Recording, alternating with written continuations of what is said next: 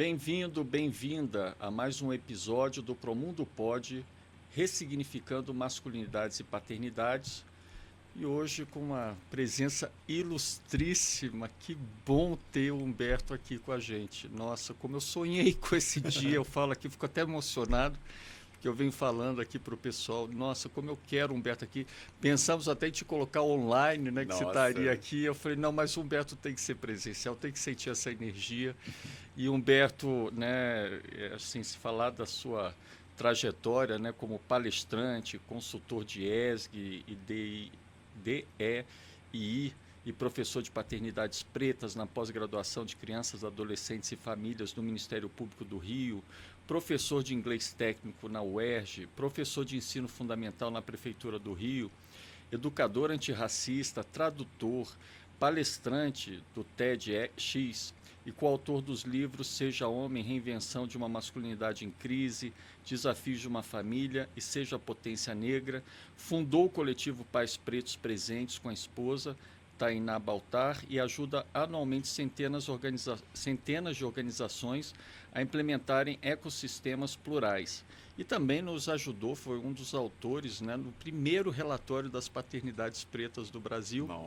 Uma honra, uma alegria o Humberto estar aqui com você. Nossa, eu nem tenho como agradecer, Miguel. Obrigado pelo convite. Eu realmente fico muito feliz de estar aqui, porque, na verdade, Tudo Pro Mundo, ele abriu as portas para mim desse universo da discussão pública, do debate público sobre as paternidades e masculinidades. Eu confesso para você que eu não sabia que isso era uma pauta pública.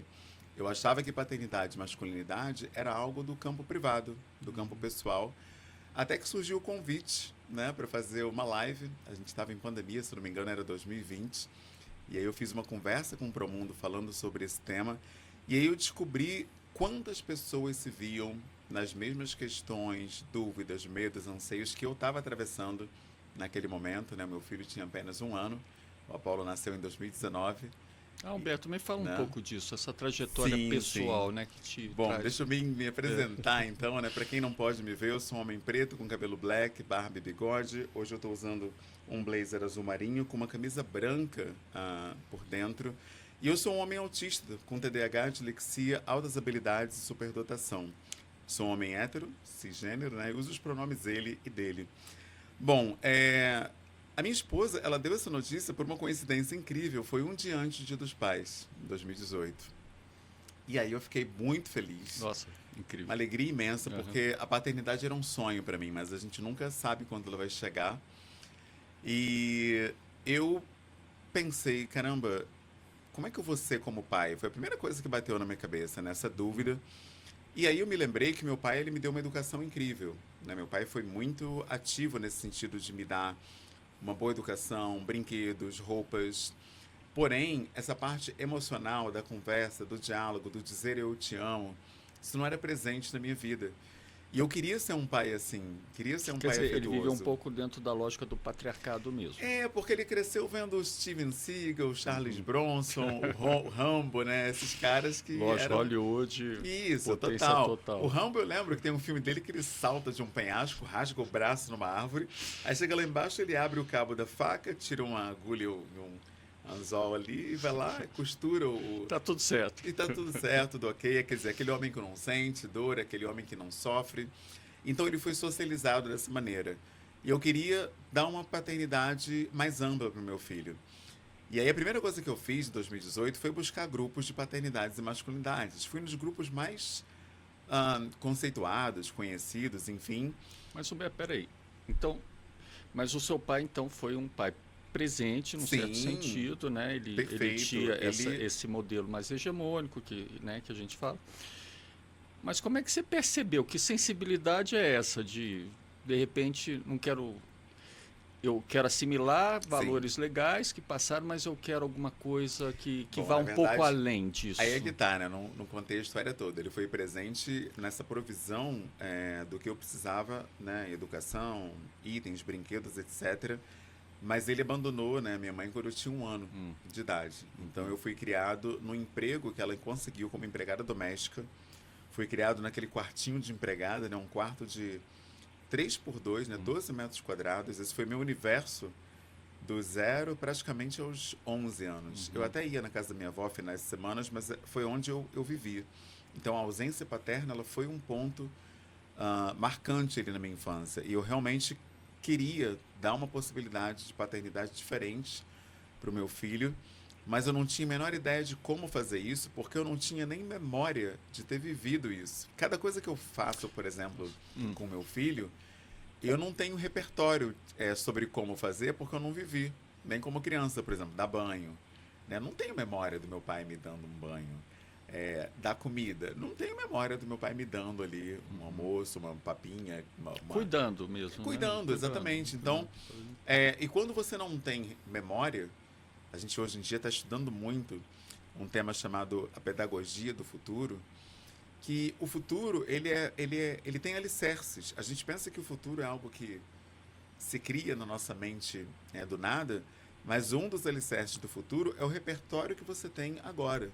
Tem até um símbolo africano, a dínkara, chamado sankofa, que ele é um pássaro que ele finca os pés para poder alçar voos, né? Ele simboliza a ideia de que para você voar e alcançar lugares mais altos, você precisa ter base no que você tem já enquanto repertório.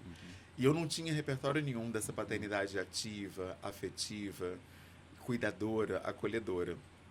Então, fui buscar esses grupos em 2018, mas toda vez que eu externava as minhas dores, inclusive dores no campo racial também, não sabia como é que eu ia empoderar meu filho. Falo sobre racismo, falo sobre África para ele, falo sobre essa identidade dele. Eu trazia esse tema, o pessoal dizia que isso era mimimi, vitimismo, coisa do PT, porque era um ano eleitoral, 2018, né? Então, o país estava realmente muito dividido, né? E aí eu realmente não me sentia acolhido nos grupos de paternidade e masculinidade que eu acessei naquele momento. E fui perguntar, na época no Facebook, se alguém conhecia um pai preto presente para me apresentar e a gente falar de paternidade e masculinidade. E foi interessante que vários pais foram marcados ali naquela publicação e eles é que deram a ideia de a gente fazer um grupo de discussão. E assim acabou nascendo o Pais Pretos Presentes, que inicialmente foi pensado em ser um grupo de conversa para homens, para pais. Porém, logo no início desse grupo, aconteceu uma coisa que eu realmente não esperava. Os relatos que foram sendo trazidos, eles eram muito profundos. Eu lembro que teve um pai que disse que o filho, de apenas 4 anos, ele não queria ir para a escola. E esse homem perguntou por quê, o menino não queria dizer, até que ele insistiu. E esse menino disse que um colega de escola disse que não gostava de sentar perto de menino preto.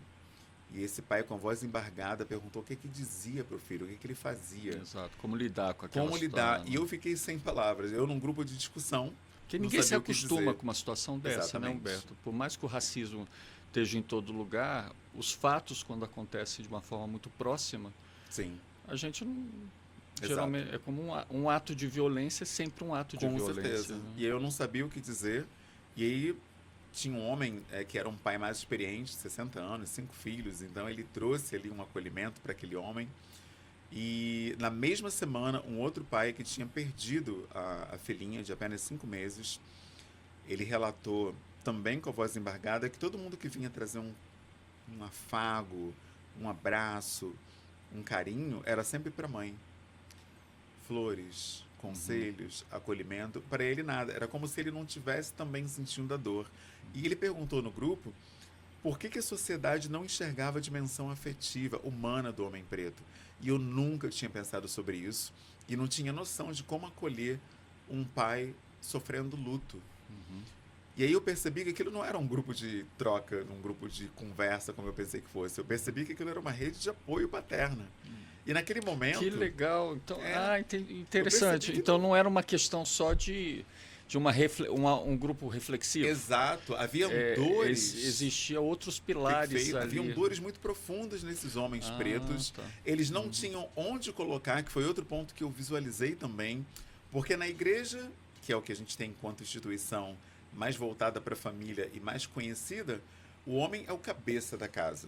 Ele é o líder, é o profeta. Então, como é que o cabeça vai se vulnerabilizar? Que é até preconizado por alguns dogmas muito rígidos. Exato. Né? Tem, inclusive, alguns, o homem não pode nem sequer ser aquele que ganha menos. Isso é um problema, é um fracassado, né? se a companheira ganha mais do que ele, só para dar um exemplo, Uhum, né? Então, uhum. a gente viu que haviam muitas dores. Eu lembro de um outro pai também, que era trans, na verdade, e ele era soro positivo, e aquele medo de poder falecer, né, por conta é, da SIDA, né, e não poder estar ali com seu filho em todo o seu tempo, em toda a vida e tudo mais, era uma questão, e ele dividindo também, eu vi que eram relatos muito viscerais, muito dolorosos, e eu não tinha nem repertório para isso, mas como tinham outros pais, todo mundo encontrou acolhimento, e aí tem um provérbio africano que ele fala sobre isso, que ele diz que uma pessoa é uma pessoa através de outra pessoa, né? Ou seja, na conexão com o outro, eu me encontro, porque eu descubro outros repertórios, acesso outras possibilidades de ser. E tem também aquele outro provérbio que é famoso, né? Que diz que é preciso uma aldeia inteira para cuidar de uma criança. Então, Que é o vários mais desses homens, famoso, né? com certeza. E o mais profundo, né? Sim, Quanto ele mais resume. se repete esse provérbio, mais a gente, É. né, reflete sobre ele. E ele é interessante porque ele bate de frente com a percepção de masculinidade que a gente tem no Ocidente, que o homem é aquele que dá conta do recado, aquele que resolve sozinho, sem ajuda, o self-made man. Né? Esse provérbio coloca que, não, é preciso estar junto, aquilombamento. E aí a gente percebeu, instintivamente até, que a ancestralidade africana precisava estar no centro ali das nossas trocas como um pilar. E aí o coletivo começou a tomar uma forma institucional. E por que isso? Porque Boa pergunta. exatamente onde vocês descobriram que isso era um outro pilar fundamental. Maravilhosa essa pergunta. A gente percebeu isso porque houve logo no início do coletivo, logo no início das trocas ali do grupo, uma disputa muito grande sobre quem era melhor. Como homem, como pai, sim. A masculinidade hegemônica batendo até num grupo na porta, esse. Que loucura, que interessante. E ali eu percebi que, cara, existe alguma coisa acontecendo aqui. Foi quando eu comecei a buscar letramento, né? E aí eu fui ler Fanon, Pele Negra, Máscaras Brancas, e entendi muita coisa que estava acontecendo e eu não sabia nomear. E o Fanon, ele tem uma frase incrível, né? Que ele coloca que o homem negro, numa sociedade hegemônica, racista, ele não é um homem, ele é um negro, ele não tem uma dimensão humana. E isso ficou muito nítido numa das nossas trocas, que teve um pai que ele se vulnerabilizou ali, ele falou, poxa, se cobra de mim, a minha companheira, ela quer ter várias relações, às vezes, seguidas, e eu fico cansado. Como é que vocês fazem quando acontece isso? E aí ele sofreu ataques ali, piadas, teve alguém falando, que isso, cara, não tá dando no couro, meia bomba, eu dou 5 e tá tudo certo e tudo mais. Eu comecei a ver aquilo. O imbrochável, essas coisas. Exato, que a gente... eu falei, poxa, isso é um discurso de masculinidade tóxica, né, branca, daquele homem que, primeiro, a mulher é um objeto, ele é o cara que é o brabo na cama, e isso faz dele um homem. E comecei a ver que havia uma disputa ali por um lugar nessa leitura de masculinidade hegemônica branca, mesmo um grupo que naquele momento era exclusivamente preto. E eu fiquei pensando, nossa, então, para o homem preto, nesse momento, a gente está falando de 2019 já, nesse momento, para o homem preto, o lugar alvo, o lugar que ele quer estar, o lugar que ele quer ocupar socialmente, é o lugar onde o homem branco está lido. Exato. E aí eu pensei, poxa, tem um problema aqui. Por quê? A sociedade nunca vai lê-lo dessa forma. O racismo está aí. A gente vê o tempo todo pessoas em cargos de liderança. Você tem homens como Vini Júnior, um jogador aí milionário, sofrendo ataques diuturnamente.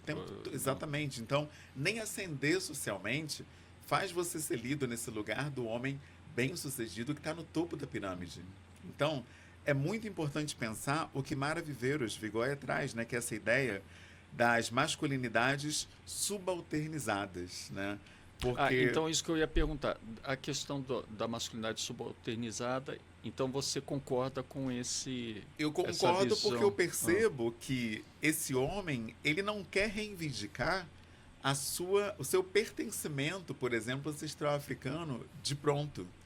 Ele primeiro quer reivindicar uma leitura desse lugar que o homem branco ocupa, esse homem invulnerável, que não sente dor, que tem todas as respostas, não tem inseguranças. Só que esse homem... É uma máquina sexual. Exato. Esse homem tem vários problemas. E foi interessante porque A gente está falando aqui de 2019, a gente ainda estava num nível interno, nas nossas discussões, mas logo um ano depois acontece o assassinato de George Floyd nos Estados Unidos. Certo. 2020 foi o ano que o coletivo aconteceu. Por quê?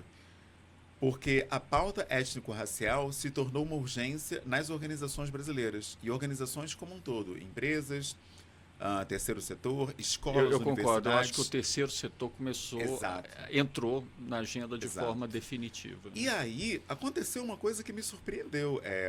O Instituto PDH, que é um dos mais antigos nessa discussão das masculinidades, pesquisam esse tema há 17 anos, pediram a gente ajuda com uma ação numa empresa. O cenário era o seguinte: a empresa tinha a possibilidade, né, de dar os 40 dias de licença paternidade, que é algo fora da curva no Brasil, lógico. onde o homem geralmente tem 5 Cinco. dias. Porém, esses homens voltavam para o trabalho quase sempre no 5º dia ou até antes. Eles não estavam usufruindo desse direito. E aí eles pediram para a gente falar sobre esse tema pela ótica negra, pela ótica da paternidade negra, da paternidade africana. O que se fala sobre o homem e o cuidado?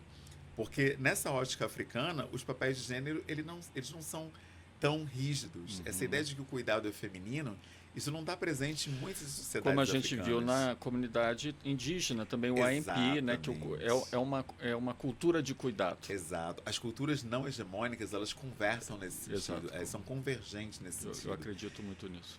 E aí o que aconteceu foi muito interessante, porque à medida que eu fui trazendo esse olhar da cultura africana para o cuidado, para a paternidade, para as paternagens e para as masculinidades, houve um interesse muito grande sobre esse tema. E essa ação foi com uma empresa multinacional muito grande e online, porque a gente estava em 2020, que era um ano da pandemia acontecendo. E talvez por isso, por ter sido online, o nome do coletivo ele se espalhou com uma facilidade muito grande, uma rapidez muito grande. E várias organizações viram que a gente estava abordando a questão racial sobre um outro prisma, não apenas para falar de racismo, que é o tema mais comum, mas para falar de masculinidades negras, de paternidades pretas, para falar de famílias, infâncias pretas.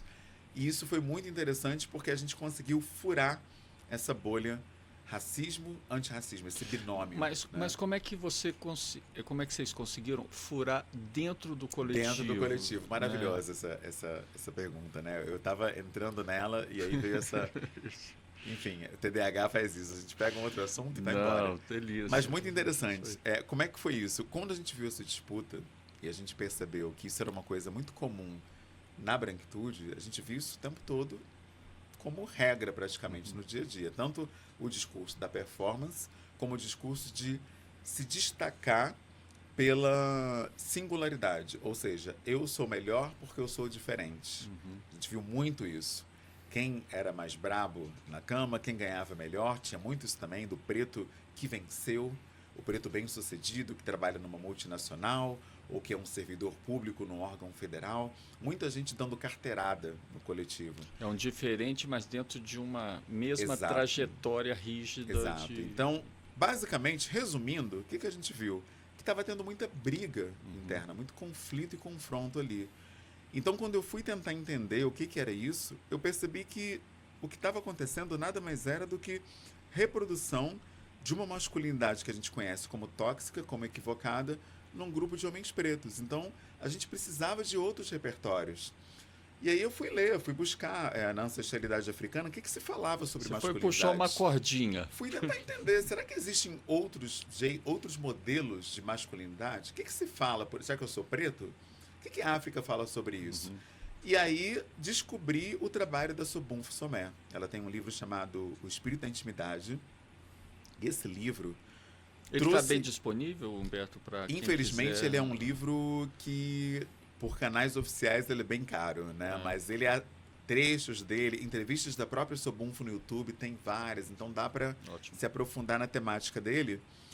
E ela tem outras obras também, mas essa foi a primeira que eu tive contato e foi fundamental porque ela trouxe alguns conceitos que eu não conhecia. O primeiro é o próprio título do livro, Espírito da Intimidade. O que ela coloca? No povo dela, o povo da Gara, quando você está dentro de uma família ou de qualquer outro grupo que envolve intimidade, conexão, esse grupo tem um espírito próprio.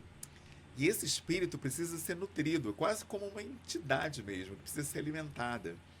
E ali a gente percebeu que essa lógica do eu sou brabo, quem sabe sou eu sou melhor que você, não dialogava, por exemplo, com esse outro discurso de que você tem um espírito desse relacionamento que precisa ser alimentado. Então a gente já começou a perceber aí que, já foi um baque, assim. Foi aí que o coletivo começou a tomar forma de organização.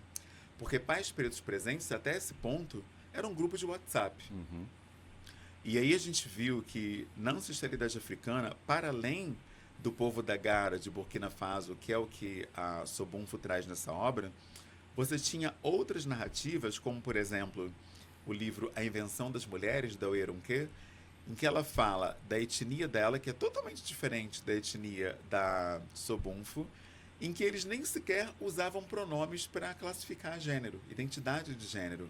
E ela coloca, inclusive, né, como o nome sugere, a invenção das mulheres, que mulheres enquanto categoria política é uma invenção do Ocidente. No continente africano, pré-colonial especialmente, você não tem essa necessidade de categorizar a mulher, o homem ou a pessoa de acordo com a identidade de gênero dela para entender quais papéis sociais ela vai exercer. E isso, para mim, ampliou o leque de uma maneira enorme e foi um acolhimento para mim enorme. Por quê? Um parêntese que eu não abri aqui, que eu não falei, é que quando a pandemia veio, né, foi interessante, porque a festa de 1 ano do meu filho, do Apolo, foi dia 15 de março de 2020. Um dia depois, que é o meu aniversário, 16 de março de 2020, o governador do Rio de Janeiro decretou o lockdown. Você não podia ir para a rua por conta do coronavírus. Uhum. E a minha esposa, ela fez aniversário também antes, né, no dia 14 de março. A gente vai em sequência, 14, 15, 16. E aí o que aconteceu? Ela é engenheira química na Petrobras. E esse cargo dela, que trabalha com o refino do petróleo e gás, ele foi considerado um trabalho essencial. Trabalhos essenciais não parariam no lockdown. Esses profissionais teriam a permissão para circular, para transitar para os seus empregos. E eu, como sou da educação, aí fechou, o ensino ficou remoto. Ou seja, eu fiquei em casa com um bebê de 1 ano e a minha esposa, e tem outro detalhe, a jornada dela de trabalho era de 8 horas. Ui. Eles ampliaram a jornada para 12, por quê? Para diminuir a concentração de pessoas, Lógico. a quantidade de pessoas, para evitar a propagação do vírus. Ou seja, a minha esposa, o ônibus da Petrobras chegava na nossa porta 5h30 da manhã, para ela poder começar o expediente às 7, e deixava ela de volta 8h30 da noite, já que ela terminava às 7. Trabalhou de 7 às 7 e trabalha ainda assim nesse regime de 12 horas. E isso fez com que eu ficasse o dia inteiro com a Apolo. Então, ela chega em casa já cansada. Exato. Também. Então não foi nenhuma opção essa ideia para mim do cuidado integral do meu filho. Isso não foi desconstrução, porque eu me tornei um homem feminista, um homem equitativo. Não, isso caiu no meu colo. Então eu nunca me coloquei como um herói, um mentor, um guru da paternidade afetiva, efetiva e afetiva, não. Isso aí foi uma coisa que caiu para mim, essa paternidade que chamam, né, de ativa. Para mim sempre foi paternidade, mas eu sei que não é a regra, né? A maioria dos homens, eles são empurrados para esse lugar por necessidade, por uma sobrecarga das suas E é por isso que a gente até usa agora paternagem, que é um verbo porque novo, já abarca. né? Porque já abarca sem precisar desses Exato. adjetivos alucinados, muitas vezes politicamente ativa, efetiva, afetiva, porque às vezes o tóxica, cara é ativo, né? Qualquer coisa. Porque o homem às vezes ele entende que porque ele é ativo em casa, ele não precisa ser afetivo com o filho. Legal. Essa coisa de contar historinha, de dar aquele chamego, fazer aquele carinho. Poxa, já estou comprando tudo. Interessante. Já estou limpando, já estou arrumando a casa. Então, esse negócio de cuidado, de brincar, fica com você. Quer dizer, ele não entende como um lugar dele. E você tem dados hoje que o homem que não é presente ativamente nesse cuidar da criança, ele afeta, inclusive, o desenvolvimento neurológico, cognitivo, psicomotor e social dessa criança. Ou seja, isso não é um papo bonito, né? Seja presente porque é legal. Seja presente porque vai ser melhor para o teu filho, o desenvolvimento integral dele. E tem dados abundantes aí, pesquisas, para qualquer pessoa que se interessa pelo tema acessar. Então, o que eu percebi era, a gente estava sofrendo com conflitos internos por falta de repertório ancestral.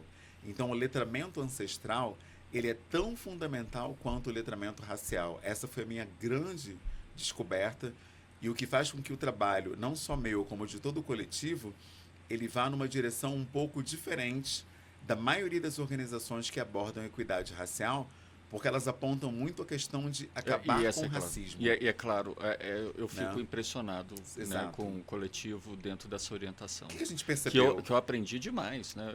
A gente estava conversando sobre isso, né? Visto. Essa coisa do ancestral, né? Branco, que isso tem o registro, mas a ancestralidade indígena que eu tenho, eu não tenho registro nem um nome para contar a história. Perfeito. Né? O que a gente percebe é que esse homem que cumpre certinho a cartilha que deram para ele para ser bem sucedido, a moda branca, ele continua nessa indigência simbólica que Frantz Fanon coloca. Mesmo que você faça tudo certinho, conforme manda ali o figurino. E eu me vi nesse lugar. Eu lembro que era 2014. Eu cumpria todos os quesitos que você tem socialmente para um homem bem sucedido. Eu tinha um salário razoável, eu morava sozinho, eu era independente, eu tinha várias mulheres, porque diziam que o homem que é homem, ele tem várias mulheres, ele é um colecionador, né? Eu lembro que eu era pequeno, eu tinha 10 anos de idade, tinha tia que me perguntava, quantas namoradinhas você tem na escola? E eu ficava assim com aquela pergunta, me sentindo colocado contra a parede. Poxa, eu tenho que dar um número aqui que indica que eu sou homem. Eu falava 2, timidamente, ela, nossa, esse é meu garoto. Aí eu, caramba, então realmente namorada tem que ser mais de uma. Tem que ser mais de uma. Eu cresci entendendo que namorada era algo colecionável, olha só, colecionável, que mulheres eram um objeto. É consumo, cultura, exato. Então, o que eu entendi? Que esse lugar que disseram para mim que era do homem bem-sucedido, ele me fez muito mal. Eu lembro que esse ano de 2014, para mim, foi um ano, assim, terrível. Eu me sentia, assim, um lixo, porque eu tinha que enganar essas mulheres. Esses sentimentos que a gente vai sendo conduzido por um subconsciente do que nos dizem. A gente não tem consciência ainda. Sim. Tem que abrir uma porta, né, Humberto? É um pouco isso que você está falando. A paternidade, às vezes, Exato. ela abre uma porta. Exato. A paternidade... Você tem 7, né, grandes 7 gatilhos aí das masculinidades, né? As paternidades é um deles, mas tem um também que é o sofrimento, né? Eu acho que esse a dor, foi o né? meu... Essa dor. A dor. A paternagem, sem dúvida alguma, ela foi um grande fator para mim. Ela transformou minha vida, sem dúvida. Mas antes disso, eu já estava ciente de que havia algo errado com esse modo de ser homem que vendem pra gente. Só não sabia o quê, não tinha repertório, e isso veio com o trabalho do coletivo. Aí que a ancestralidade africana respondeu muitas das minhas inquietações. Isso foi maravilhoso, porque eu pude me localizar, inclusive geneticamente falando, né? Porque eu não sabia nem de onde eu tinha vindo, né, em termos de etnia e tudo mais. Fui fazer um exame pago, né, um laboratório, enfim, para entender. E aí o meu percentual maior, assim, era da Nigéria. Eu fui estudar e vi que o povo iorubá era a minha identidade. E fui estudar esse povo. Lindo. Descobri coisas... Olha, foi maravilhoso. Eu lembro que quando eu descobri que os 4 traços principais da cultura iorubá são relacionamento com a família, relacionamento com a comunidade, relacionamento com a espiritualidade e relacionamento com a ancestralidade, eu fiquei, assim, em choque na hora. Sabe por quê? Porque... São valores, primeiro, lindíssimos, eu fiz um né? flashback na minha mente. Cara, entendi. É como se tivesse uma coisa inerente ali que nunca tinha sido acendido. Vou te dar um exemplo. Eu tinha 9 anos de idade. Eu criei o Clube do Pantera Negra na escola. Eu tinha até carteirinha. Eu desenhava a carteirinha dos membros. Eu tinha essa coisa gregária desde a minha infância. Mesmo antes de saber, né, que eu sou um homem autista, qualquer pessoa que conhece básico de autismo sabe que a dificuldade na interação social é um fator predominante no autismo. Mas a ancestralidade, ela supera diagnósticos, ela supera laudos, ela supera até mesmo a ciência, né? Porque, teoricamente, eu deveria ser uma pessoa introvertida, com dificuldade de contato, de comunicação, mas a ancestralidade falou mais alto. Então, esse clubinho aí do Pantera Negra foi a primeira experiência que eu tive coletiva, né, de criar um coletivo, criar um grupo. E aí, logo depois, no 5º ano, eu lembro que eu comecei a tirar dúvidas de inglês dos meus colegas. Eu gostava muito de inglês. Não é à toa que foi a carreira que eu escolhi, né? Eu sou professor de inglês. E fazia esse trabalho de tirar dúvidas ali e tal, o que me levou também para esse ensino particular, mesmo antes de ser formado e tudo mais. Então, essa busca da coletividade era algo que já estava na minha ancestralidade, ou seja, está em nós.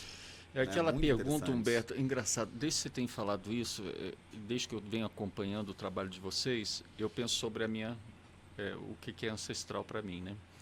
E realmente, quando eu olho assim, não existe uma linha alemã totalmente rígida. Não é possível que venha isso. Porque eu quando vi meu filho pela primeira vez, né, o primeiro filho que eu tive, sempre conta essa história, né?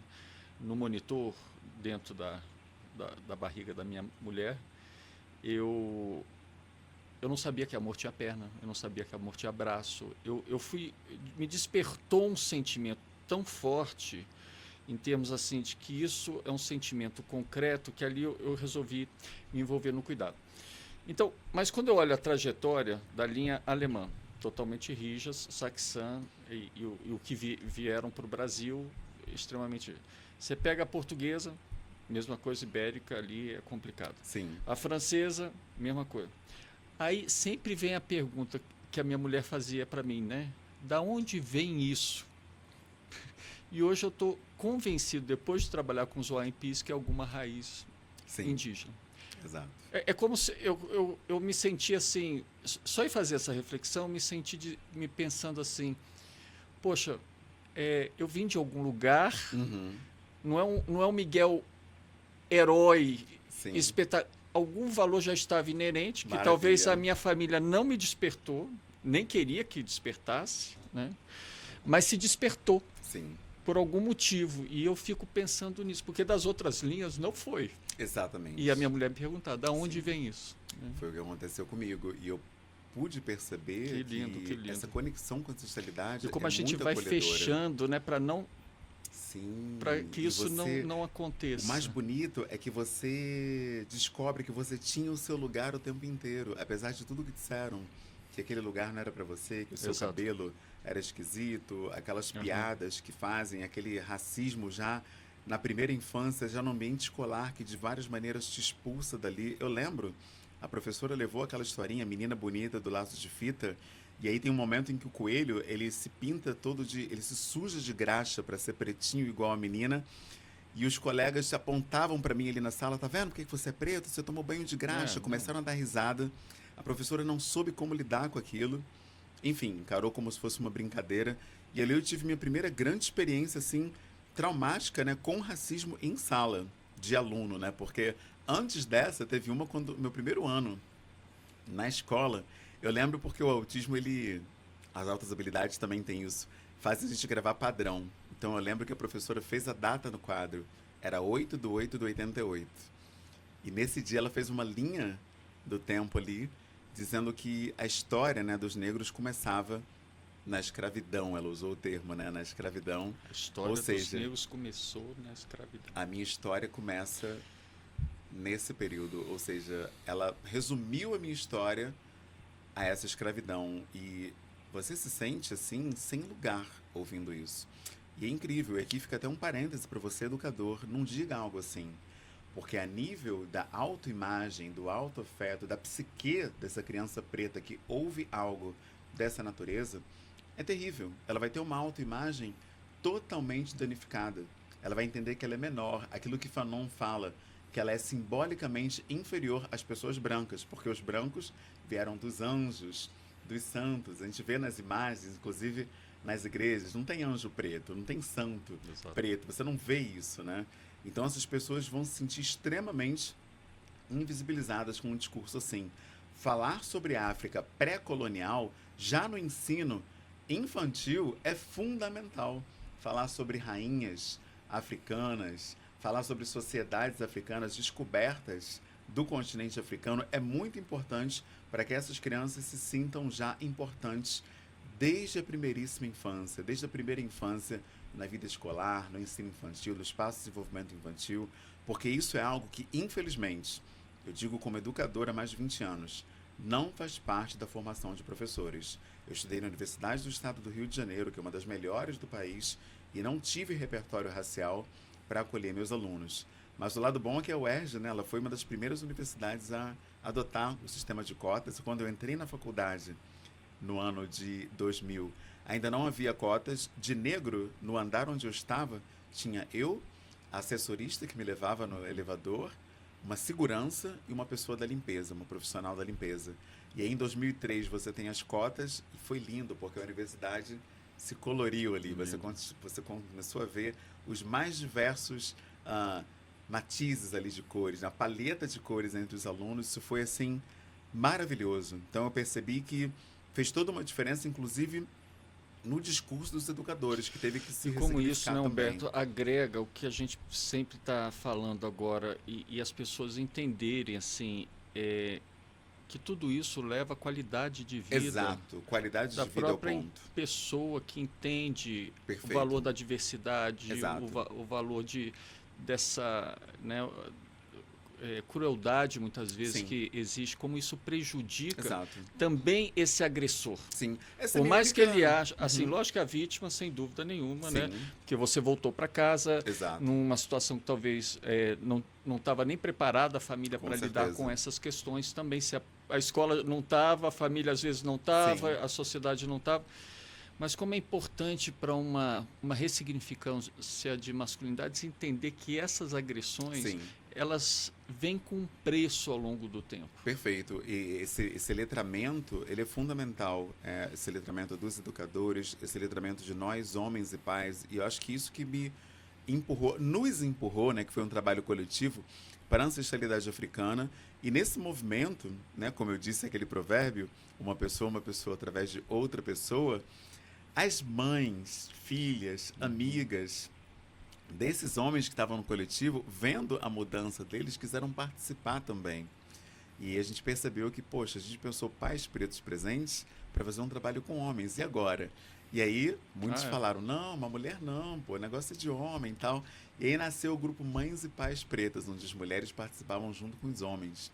E foi muito interessante porque, em pouquíssimo tempo, elas queriam trazer questões que eram muito específicas delas, como a própria violência obstétrica, que para a mulher negra é uma realidade dura e maior que entre mulheres brancas, o estupro marital, que é um ponto em que a mulher se vulnerabiliza demais, e falar sobre esse tema tão delicado na presença de homens não é nada fácil, e acabou nascendo o grupo das Mães Pretas, um grupo exclusivo de mulheres. Maravilha. Foi muito interessante porque na sequência, né, como eu falei, em 2020, com o caso do George Floyd, muitas pessoas brancas quiseram participar do coletivo também. Não só gestores, educadores que lidam com pessoas pretas no seu cotidiano profissional, mas também famílias brancas que tinham enteados pretos, filhos adotivos pretos, e queriam promover o letramento racial dessas pessoas. Aí acabou nascendo o quarto grupo, que foi o Pais e Mães dos Pretinhos, que era aberto para toda pessoa. E aí o coletivo explodiu nessa altura, porque o Instituto Ethos tinha um dado de 2020 que era assustador. O dado dizia que apenas 6% das organizações brasileiras tinham um grupo de afinidade racial, traziam essa pauta étnico-racial para a discussão interna. Ou seja, você tem uma campanha global acontecendo de antirracismo e uma falta total de repertório. Isso fez com que nós, do coletivo, acabássemos entrando aí num cenário de letramento corporativo, de educação o Promundo corporativa. Mesmo, Humberto. A gente começou a discutir isso em 2020. Exato. Né? Exato. Fazer o primeiro relatório das paternidades pretas. Por isso que o eu disse que primeiro eu não sabia. relatório das paternidades Exato. pretas, ele veio quase que, se não 15 anos depois do primeiro relatório das paternidades. Exato. Então, o Apolo, né, eu estava falando sobre como a paternidade ela me transformou. Eu tive esse baque em 2014, em que eu era ali bem sucedido, né? Mas não era lido como homem, não era lido como nada, mesmo sendo vencedor, morando sozinho, salário bom, pegando várias mulheres. O que é isso? O que está acontecendo que eu não estou me sentindo um lixo, apesar de todos esses tributos, quesitos que dizem que é do homem bem-sucedido. Então, fui buscar isso e só tive a resposta nesse contato, né, com a ancestralidade africana a partir de 2018, quando eu conheci o mulherismo africano. O mulherismo africano, ele trouxe um grande diferencial com relação ao feminismo que eu tive contato naquela época que não Pode explicar um permitia. pouquinho o que seria esse termo, Perfeito. Humberto, por O favor? mulherismo africano, ele entende o seguinte, a emancipação da mulher, É tipo um movimento. um movimento É para... acadêmico, é social, Ele é um movimento social, ele é um Social. movimento das mulheres pretas. Ele foi sistematizado por Clenora Hudson. Você Certo. tem também outras mulheres que cunharam, né, o termo e trouxeram mais refino. Mas é interessante que a lógica por trás dele, ele vem das sociedades africanas pré-coloniais. Qual era a lógica? Que no matriarcado, o matriarcado não é o contrário de patriarcado, que isso é um equívoco que eu vejo acontecendo o tempo todo. As pessoas acham que matriarcado é mulher no centro, mulher liderando e homem quieto, não fala nada, que era o que eu via no feminismo da época, em 2018, quando eu queria me aproximar dessa lógica do cuidado e era colocado de lado. Opa, você é homem, não tem ventre, silêncio, houve fica quieto, é para exato. aprender. Aham. E aí o mulherismo africano trouxe uma outra perspectiva. Homem, preto, vem cá. A gente precisa de você porque a emancipação da mulher passa pela emancipação do homem.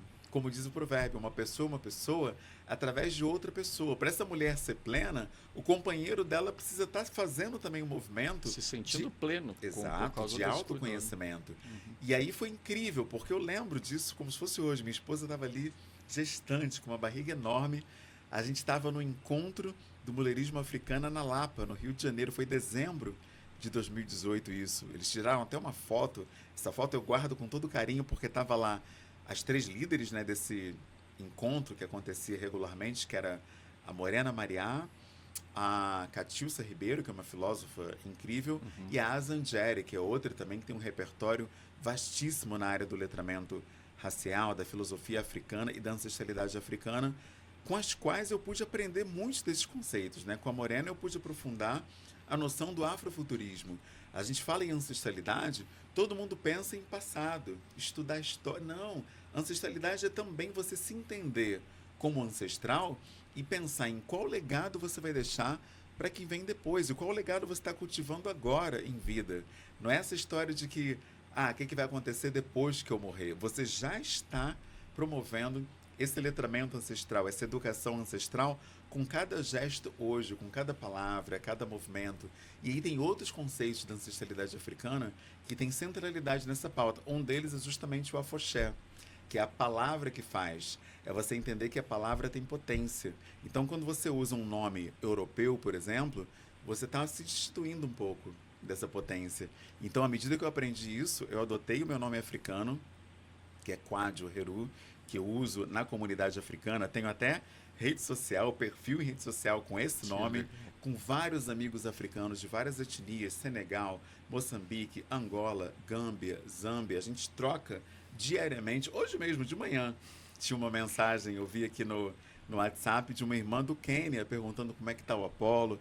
É lindo esse senso de comunidade, né? Humberto, Muito mas bonito. engraçado, eu fico te ouvindo e fico assim, bom, nós não estamos falando aqui de revolução baseadas em ideologias muito vezes ou teorias brancas, como Sim. comunismo, capitalismo, que às vezes, né, se tentou engajar até movimentos negros dentro de Sim, uma sim. revolução pela igualdade, mas dentro de um valor... O que você está nos trazendo é tão forte, porque parece o seguinte, não tem como você voltar mais atrás, essa é uma questão, não tem como...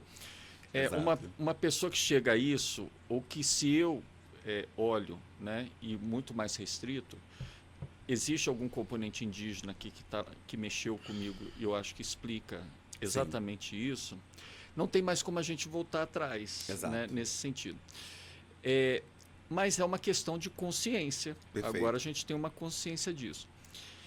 Só que essa consciência que não quer ser revolucionária, ela quer ser emancipatória quase. Vou chutar aqui, talvez a gente, porque tudo é tão novo assim, né? Quem tá... Mas só que tem os contramovimentos que não entendem nada disso, né? Não estão entendendo. Você pode ver o nosso pode ouvir nosso podcast inteiro e não vai entender talvez nada, ou não querer entender nada do que está sendo falado aqui, da importância disso até para esse que deveria estar pensando sobre isso, refletindo sobre isso, tendo consciência sobre isso. Como é que você vê um homem negro que está agora, né, nessa visão, que está emancipando a sua ancestralidade, Sim. né? Como é que você vê? Você acha que o extremismo vai aumentar? Quais são os obstáculos sociais e políticos que você vê pela Perfeito. frente a partir daí? A Mara Viveiros, ela traz uma questão muito interessante, né? Que ela coloca que esse machismo, esse patriarcado que a gente tem, ele não é nocivo apenas para a mulher. Eu acho que muitas vezes o feminismo, quando ele coloca Uhum, o homem nesse lugar de opressor estrutural da mulher apenas, às vezes perde isso de vista. O homem também perde, e muito, nesse uhum. processo, porque ele tem a sua paternidade, masculinidade sabotada na medida em que ele se vê preso nessa obrigatoriedade de performar uma masculinidade que é É potente o terrível, tempo é todo. horroroso. Exato. Então você não quer aprender, você não quer Eu acessar gosto de nada. dizer, e falei em vários episódios aqui, que a igualdade de gênero no cuidado e autocuidado salvou minha vida. Exato. Eu não tenho dúvida de que o Apollo ele me resgatou, né, desse Uhum, lugar que eu entendia como esse lugar de domínio, né, de masculinidade hegemônica, até porque eu jamais estaria nele, porque a sociedade uhum, simplesmente não permite por conta do racismo.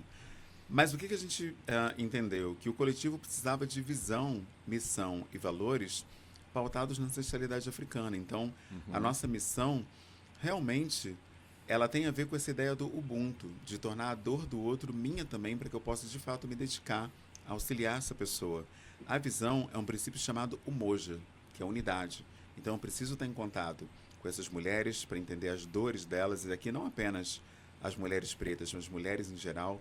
As infâncias precisam estar no centro da discussão, por isso a gente é membro presente ali da Rede Nacional pela Infância, que foi uma ponte Uhum.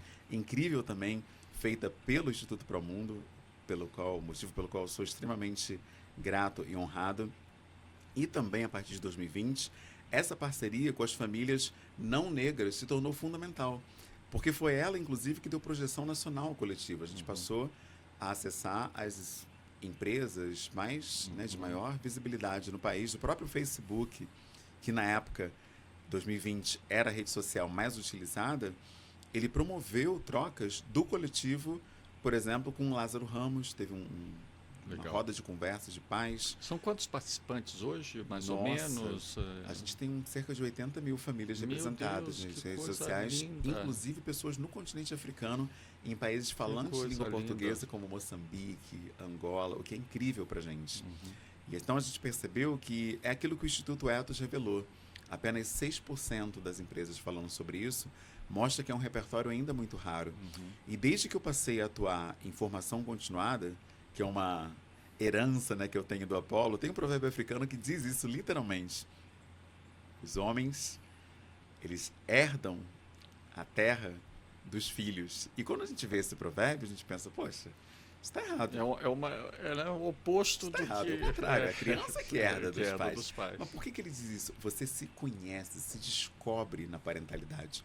Isso é tão real. Se eu não fosse pai do Apolo, eu jamais descobriria, por exemplo, que eu sou autista. Porque eu descobri que eu sou autista quando eu tive um filho autista. Hum. Foi o autismo dele que revelou o meu. Então, tem um exemplo prático aqui que mostra que realmente são os filhos que nos permitem acessar a nossa identidade por completo. Lembrando que filhos aqui, na perspectiva africana, é quem você acolhe. Então não é só o filho biológico, que eu vejo muita gente que não tem filhos biológicos se isentando dessa lógica da parentalidade, dessa importância do cuidado e dessa importância da gente se aproximar do letramento emocional, letramento ancestral. Então é uma Você não pauta precisa global. ser pai, né? Para Exato. entrar na pauta do Sim. cuidado. Então, um grande é desafio, né, respondendo a tua pergunta, é mostrar para esse homem que ele já tem essa ancestralidade africana. Mesmo havendo um discurso hegemônico, racista, que coloca a África como lugar de doença, É, morte, lógico. espírito maligno, AIDS, cólera, malária, Tudo, e né? etc., Tudo. esse pertencimento já está aí, já está posto, né?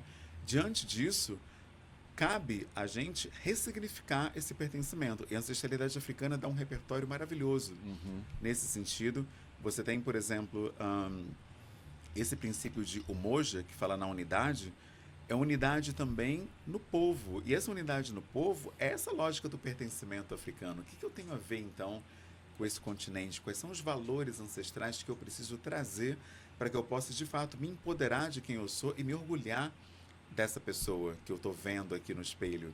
Isso é fundamental porque se eu não me apropriar da ancestralidade africana, eu continuo andando em círculos. Mesmo que eu seja uma pessoa que promova o antirracismo, que seja uma pessoa ativista, por exemplo, Ou no mesmo que movimento tenha muita negro. prosperidade, agora eu me tornei Exato. aquilo que é o status A de ser, prosperidade, né? perfeito, ela não dá a qualidade de vida que a gente precisa. E o que a gente viu nesse movimento, nesse trabalho do coletivo, que nesse ano completa 5 anos, né, pós-formalização aí do nosso coletivo, é que esse trabalho da continuação da educação, ela deve ser uma rotina. Uhum. Eu estava numa empresa ontem, na Faria Lima, lá, falando sobre isso, que os profissionais pretos que acessam esses espaços de poder, estou numa multinacional, numa das maiores cidades da América Latina, numa cobertura que resolveu o problema racial, infelizmente só aumentou. Por quê?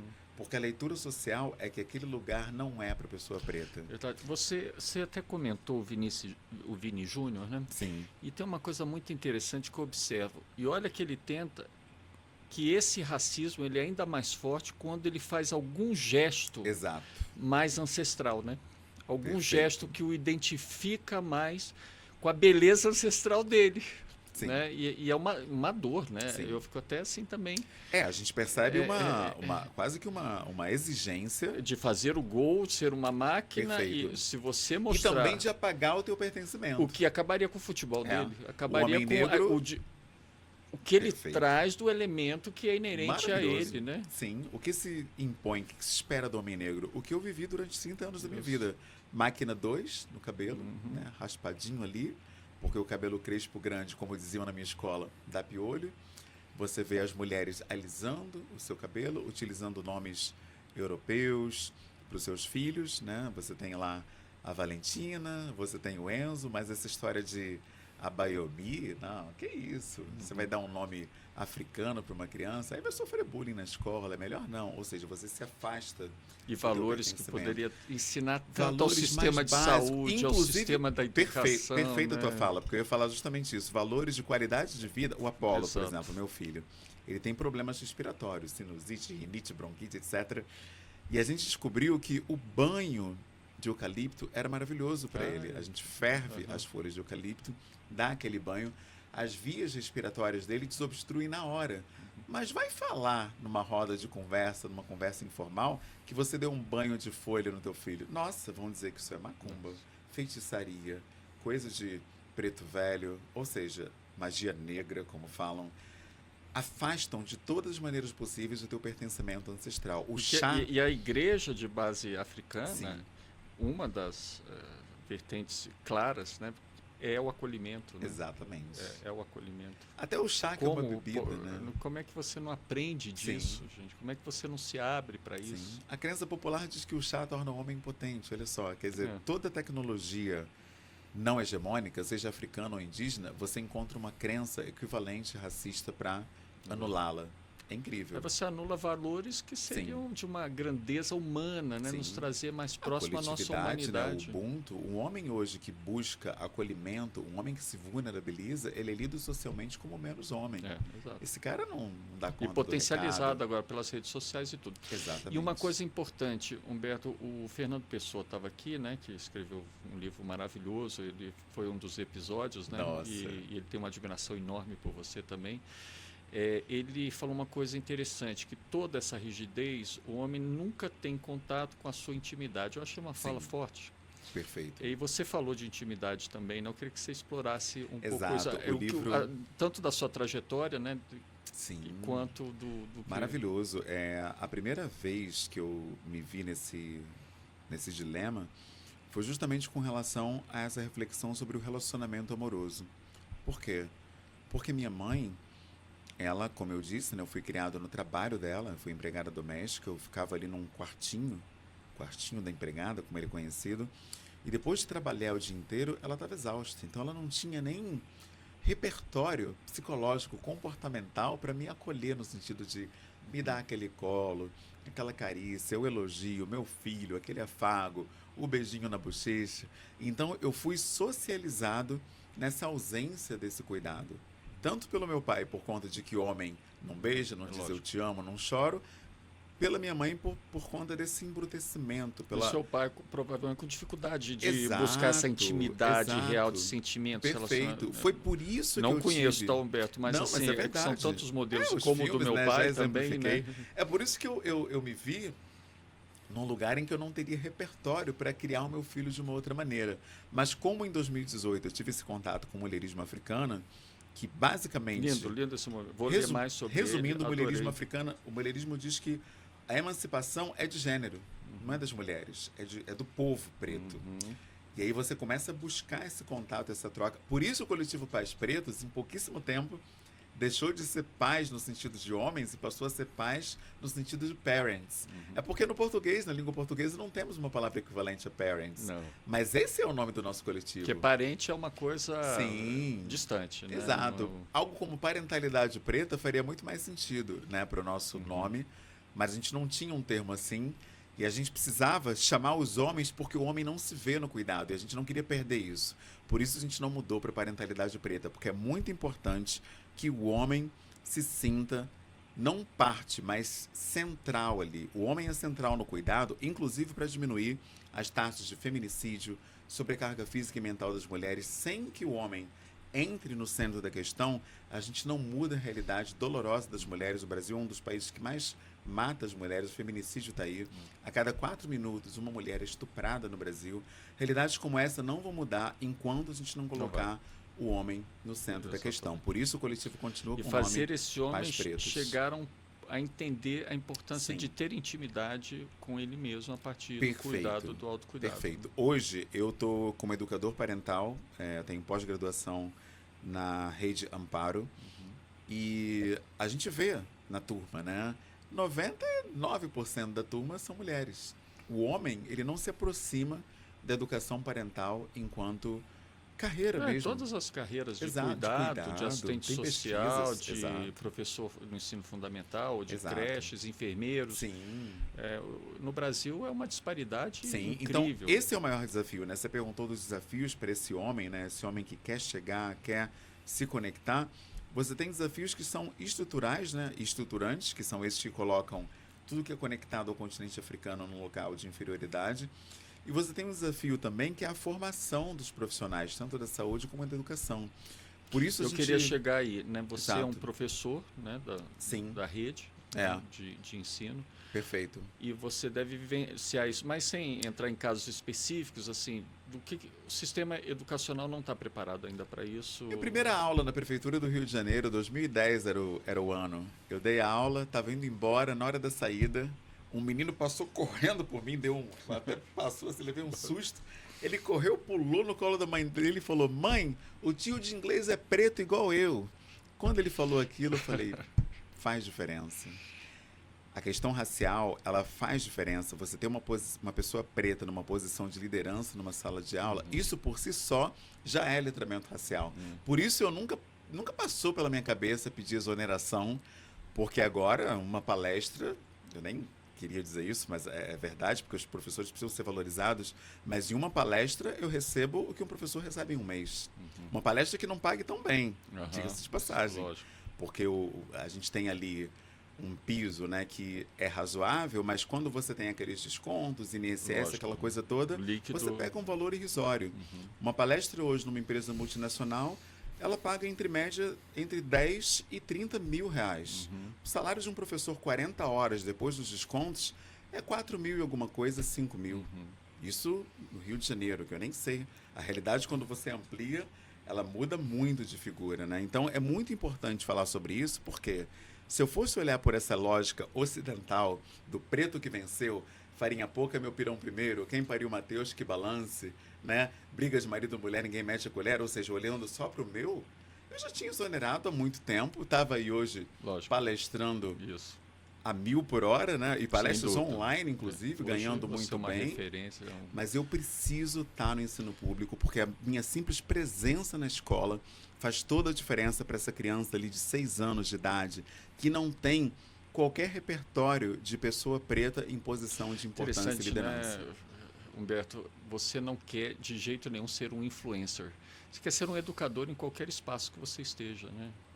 Educação continuada Parece é que uma está na tua urgência. veia também isso. Eu percebi isso. Mesmo na rede social, eu quero continuar sendo Sim. um educador. Se Você- tiver 1 milhão de seguidores Exato. ou 10, eu sou um educador Você nesse sublinhou espaço. a questão da qualidade de vida e eu não me via como um profissional da saúde. Isso aconteceu em 2021, quando a Secretaria de Estado de Saúde me entrevistou.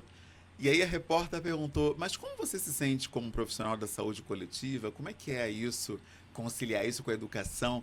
E quando ela falou aquilo, eu, caramba, eu sou um profissional da saúde. Eu nunca tinha pensado nisso.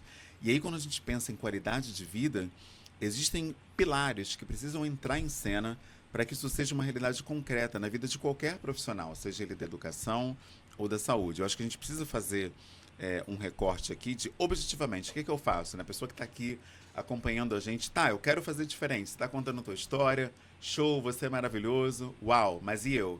Então vamos lá, pilares. Primeiro pilar que a gente identificou cedo, que era essencial no nosso trabalho, é o pilar da interdisciplinaridade. Ou seja, se você quer acabar com o racismo, com essa masculinidade tóxica que mata mulheres, invisibiliza crianças, não permite direitos, acesso aos direitos das infâncias, as diversas disciplinas precisam entrar em cena e todo mundo tem o seu papel. Eu sou professor de inglês. Eu podia dizer, que isso, meu papel é ensinar verbo to be em sala de aula e tá tudo certo. Mas não. Através do próprio trabalho com o ensino de inglês, eu comecei a trazer as diferentes formas, né, as diferentes accents, né, do inglês em diferentes países africanos. Pude trazer também as aulas, por exemplo, sobre nacionalidades. Em vez de falar só Italian, American, como o livro manda, não, Senegalese. Vamos lá, vamos falar das nacionalidades do continente africano. Lindo. Somali, as pessoas não sabem, né, que quem nasce na Somália é somali, né? Então você traz esse vocabulário para que o público entenda que existem outras nacionalidades para além daquelas europeias. Isso já é letramento racial dentro da disciplina de língua inglesa. Todo mundo pode fazer. A manicure pode trazer tons que ela viu que as pessoas pretas gostam mais, falar sobre isso com os seus clientes. Qualquer profissional, independente da área, pode promover o letramento racial e a equidade de gênero através da sua atuação. Então, portanto, a interdisciplinaridade é um fator fundamental. Depois, intersetorialidade. Todos os setores precisam trabalhar a equidade de gênero e a equidade racial através da sua prática cotidiana. Eu estou na saúde, né? Aliás, estou na educação, olha só.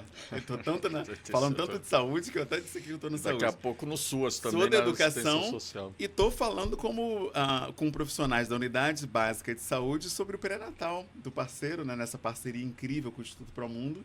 Estou atuando diretamente na saúde. Faço um trabalho com saúde coletiva. A gente promove rodas de homens no coletivo todo mês, rodas quinzenais. Toda quinzena tem uma roda online no Google Meet, todo mundo está convidado para participar. E a gente tem uma roda mensal presencial, que geralmente no Parque Madureira, que é onde eu estou, né? Eu estou ali no Rio de Janeiro. A Madureira é um bairro tradicionalmente preto, um reduto da tradição africana, da ancestralidade, por isso escolhemos ali. Mas esses vários setores, saúde, educação, no caso das empresas, comunicação, né? A gente fala muito sobre isso, a campanha do aleitamento materno no Agosto Dourado, a campanha da saúde do homem no Novembro Azul, a campanha da saúde mental também no Janeiro Branco, o Dezembro Branco sobre o fim da violência contra a mulher. A gente não sublinha questões raciais fundamentais. A violência contra a mulher branca, ela caiu 9%, e a violência contra a mulher negra disparou 32% nesse país, ou seja, existe um recorte de raça aí também. Então, os vários setores precisam entrar. Então, são 3 inter e 2 multi, só para facilitar aí para vocês. E o próximo inter é o interinstitucionalidade. Eu pertenço à Secretaria Municipal de Educação do Rio de Janeiro, mas também estou conversando com o Ministério Público do Rio de Janeiro quando dou aula de paternidades negras na pós-graduação, crianças, adolescentes e famílias. E também converso com uma outra instituição, que é o Instituto Promundo, quando eu me coloco como consultor de projetos, facilitando esses encontros com as equipes de saúde básica, falando sobre o programa pré-natal do parceiro. Da mesma maneira que eu articulo com a Rede Nacional da Infância, nós, né, do coletivo. Então, várias instituições juntas, esquecer essa coisa do clubismo, do partidarismo, em que cada um quer se destacar mais, e isso reforça o isolamento. Porque se eu quero me destacar, eu não vou querer fazer junto. Então é muito importante falar sobre isso. E os dois multi que eu falei, multiletramento é fundamental, letramento emocional, letramento ancestral é fundamental para a gente poder falar de letramento racial. Eu hoje digo, sem dúvida, sem medo de errar, não existe letramento racial sem letramento ancestral. A pessoa preta precisa se conectar ao seu berço civilizatório africano para ter real orgulho de pertencimento de quem ela é. Caso contrário, vai ser uma pessoa preta tentando reproduzir uma lógica branca, homogênica, de que é aquele que está ali no poder, que agora que ele chegou, ele vai mandar também. Ou seja, está só disputando para poder oprimir o outro, né? É aquela frase linda, né? Que uma educação que não é, de fato, libertadora, ela transforma apenas aquele que era oprimido num novo opressor, o que infelizmente é uma grande verdade. E por último, né, o quinto pilar, que é o segundo multi, é a multi-educação. A educação, ela, infelizmente, hoje, ela está muito fragilizada. A gente tem, no pós-pandemia, uma explosão do uso das redes sociais. A gente fala muito sobre isso, mas as pessoas não sabem como lidar com esses algoritmos, como que isso... Por que o algoritmo não me entrega conteúdos, por exemplo, que promovem o protagonismo negro? O que acontece com esse algoritmo? Ele é racista, mas ele é um sistema pode ser racista, o algoritmo não, mas quem programou sim. Afinal de contas, grande parte dos programadores são homens brancos, cisgênero, que tem uma história, né? Então, a IA, a inteligência artificial, ela não é neutra. É importante falar no racismo algoritmo por isso. E se me permitem, né, além de falar na educação digital, educação racial, educação inclusive acerca da própria ancestralidade também, entender que existem várias ancestralidades no próprio continente africano, né? Você tem diferenças aí. É importante falar também dessa multidisciplinaridade. Eu falei da interdisciplinaridade, que são várias disciplinas falando da questão do letramento, do cuidado e da raça, mas a multidisciplinaridade, ou seja, essas disciplinas conversando, é essencial. Esse é um problema que eu vejo hoje. Vou trazer até um caso pessoal para ilustrar o que eu estou falando. O meu filho Apolo, assim como eu, é autista, porém, ele ainda está verbalizando, né? Está nesse processo, né? Está com 5 anos, nesse processo de desenvolver a fala. E os profissionais entenderam que era preciso essa troca entre eles, né? A TO trocar com a fono, que precisa trocar com a psicóloga, que precisa trocar, Exato. sabe? E a gente percebe essa dificuldade, porque se eu trocar, aí eu vou estar menos em destaque. Afinal de contas, as minhas contribuições, elas vão se diluir num trabalho coletivo. Eu não vou sair como aquele savior, né? O salvador da pátria. E a gente precisa dessa ideia para o nosso ego de que a gente é que fez tudo. Por isso que eu falo o tempo todo, coletivo, Paz Preta. Sempre coloco o coletivo como grande pano de fundo do trabalho que a gente tem feito. Eu sou apenas um dos membros, né? Então a gente precisa ter essa ideia coletiva no Humberto, centro. mas a gente já está caminhando para o final, né? Até Sim. porque você já tem uma outra atividade, ou não para, né? Não para de jeito nenhum. isso. E agora com jovens, né? Maravilha. Aqui muitos das cidades, né? Regiões Exato. administrativas e fazendo um trabalho lindo. Sim. E eu fico dentro de uma dúvida. Como é que tudo isso pode, em algum momento, virar política pública? Perfeito. Assim, para uma sustentabilidade, para que não seja só programas de governo, que vem o governo, vem outro, mas que realmente seja um valor público da nossa sociedade, porque você falou que já tem políticas, da questão de trazer conteúdos, né, ancestrais na escola. Maravilha. Mas que mais, assim, em termos de política, e como fazer com que essas políticas funcionem, né? Perfeito. A sociedade civil, por conta dessa lógica de um discurso hegemônico que só legitima aquilo que é instituição, ela não se percebe como um grande fator, um grande agente de transformação social. A sociedade civil é fundamental e eu digo como representante de um coletivo da sociedade civil. São as famílias que representam o coletivo Pais Pretos. Esse trabalho é fundamental. As pessoas não enxergam poder nisso, mas eu preciso trazer aqui, vocês não têm noção de quantas coisas nós conseguimos enquanto coletivo simplesmente por essa articulação. Uma delas é o próprio relatório. O primeiro relatório das paternidades negras no país, ele foi possibilitado porque havia um coletivo Com onde certeza. as famílias pretas estavam ali agregadas. Porque como que você traz diferentes pais pretos de diferentes partes do Brasil para participar de uma pesquisa que tem Não, não pouco teria nem tempo? como fazer a pesquisa, né? Exatamente. Então, o coletivo foi fundamental nesse sentido. Então, esse é o primeiro ponto. A articulação. Segundo ponto, é a participação política. A gente teve uma honraria linda esse mês. A gente foi homenageado na Câmara Municipal do Rio de Janeiro pela vereadora Thaís Ferreira, num programa, né, que ela faz aí periodicamente chamado Quilombora, entendendo a relevância do coletivo justamente nessa emancipação das famílias pretas na cidade do Rio de Janeiro. Isso é muito importante por quê?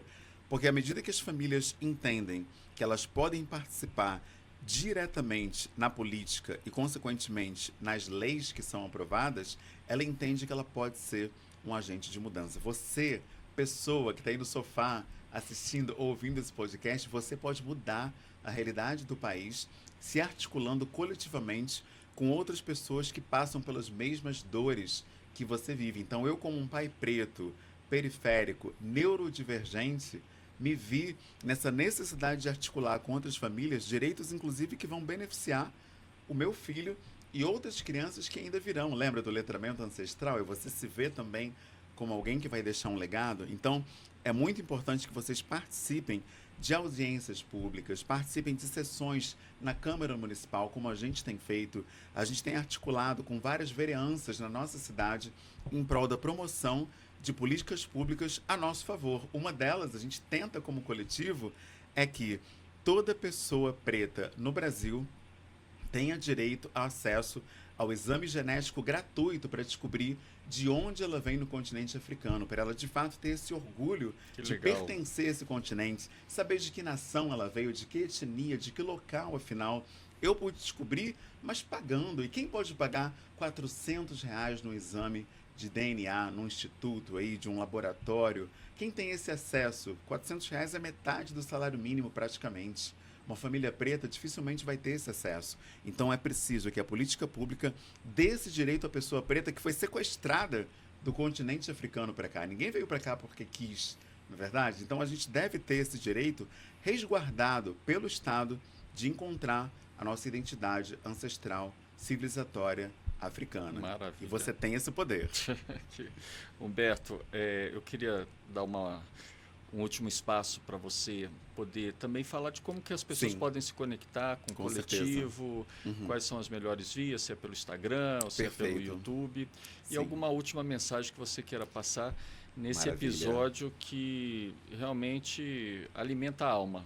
Nossa, A que legal. verdade é essa, né? Porque a gente trabalha dentro desse movimento sobre masculinidades e paternidades e realmente demorou muito Sim. para ter consciência que isso é transversal à questão do racismo e Sim. que tinha que ser uma pauta muito ligada à igualdade de gênero e também à igualdade racial. Perfeito. Eu sei que os termos são, né, se fala muito de equidade de gênero Sim, e equidade sim. racial. Eu gosto mais de igualdade racial e igualdade de gênero. Né? Maravilha. Eu sei que isso é uma conversa para um outro episódio com até para a certeza. gente É uma hora de curtir. conversa. Vai ser uma delícia. Mas fique à vontade, Humberto, passe sua mensagem e também transmita assim para o nosso ouvinte, né, como se engajar no movimento, talvez não criando um movimento novo, mas podendo ter essa oportunidade de ter essa conexão com vocês. Perfeito. A gente fala muito sobre valores ancestrais africanos, né, no coletivo, e eu queria até trazer um adinkra para essa discussão, que é esse adinkra aqui. Os adinkras são uma linguagem do povo Akan, né, de Gana, atualmente. E esse adinkra específico, ele diz, o nome dele é Meredani, e ele diz o seguinte: o tempo passa. Olha que bonito, ele simboliza mudanças, as dinâmicas da vida. Esse símbolo representa o caráter temporário de qualquer momento da vida, a natureza transitória da sorte. Tudo é passageiro, por isso, Meredani pede que sejamos humildes em todos os momentos. Então, eu venho aqui trazer esse apelo, né, humilde, para que você faça a sua parte, que você busque se acolher entre outras pessoas e não se sinta sozinho na sua dor. Porque foi isso que me trouxe até aqui e me permite acessar diversas famílias em todo o Brasil e fora dele. Quando eu tive o diagnóstico do autismo, eu tive muito medo de reconhecer isso publicamente, mas eu tomei coragem lá no TED em 2022 e no palco falei pela primeira vez que eu sou um homem autista e hoje carrego o símbolo do autismo aqui na minha identidade, né, o laço. Por quê? Porque falando sobre isso, outras pessoas autistas vão se inspirar e vão encontrar coragem para também buscar apoio, buscar ajuda. Eu lembro que foi muito difícil aceitar que eu teria que tomar uma medicação para saúde mental, uma medicação que traz a tarja preta. A gente ouve tanta coisa sobre medicações de saúde mental. Poxa, tarja preta, a gente sabe o que se fala, não vou nem reproduzir porque isso são gatilhos para pessoas que vivem isso. Porém, na unidade com outras pessoas que atravessam desafios semelhantes, eu pude encontrar não apenas superação, mas energia para trazer outras pessoas para lutar por equidade entre famílias que nem sequer têm acesso a esse repertório emocional, repertório ancestral e repertório racial para lidar com essas dificuldades também, porque por incrível que pareça, existem recortes também entre a neurodiversidade e a questão racial. Ou seja, é muito amplo, é muita coisa. E como diz o Adinkra, o tempo passa. Se não for agora, vai ser quando? Se não for você, vai ser quem? E se não for aqui, onde vai ser essa transformação? Mas não se sinta sozinho. O Coletivo Pais Pretos te convida. Em qualquer rede social você nos encontra. Pode me procurar também individualmente, Humberto Baltar, no LinkedIn, Instagram, qualquer rede social, para que eu traga você para esse coletivo e a gente possa caminhar juntos. Porque além das políticas públicas, a articulação da sociedade civil é fundamental justamente para que a gente transforme essas leis e possa trazer um mundo melhor para quem vem depois de nós. Esse é o convite que eu faço. Te agradeço pelo teu tempo, pela tua atenção e pela tua presença nessa conversa que foi tão rica, potente. Miguel, obrigado pelo convite. Eu estou, assim, imensamente grato, né, por esse espaço. Eu acho que pessoas pretas precisam se ver debatendo temas que não são apenas a questão do racismo e do antirracismo. Então, falar sobre política pública, saúde, educação, multiletramentos, uma alegria imensa para mim. E eu espero poder estar mais vezes aqui compartilhando. Com certeza vai ser cativo a sua participação, comigo, Humberto. E foi um prazer, agradeço imensamente e espero realmente que esse trabalho que vocês fazem, eles tragam esses benefícios que já na vida de tantas pessoas, né? Maravilha. Então, obrigado, Humberto. Tamo junto. Esse foi, então, o Promundo Pode, ressignificando masculinidades e paternidades, com o nosso querido amigo Humberto Baltar. Sensacional.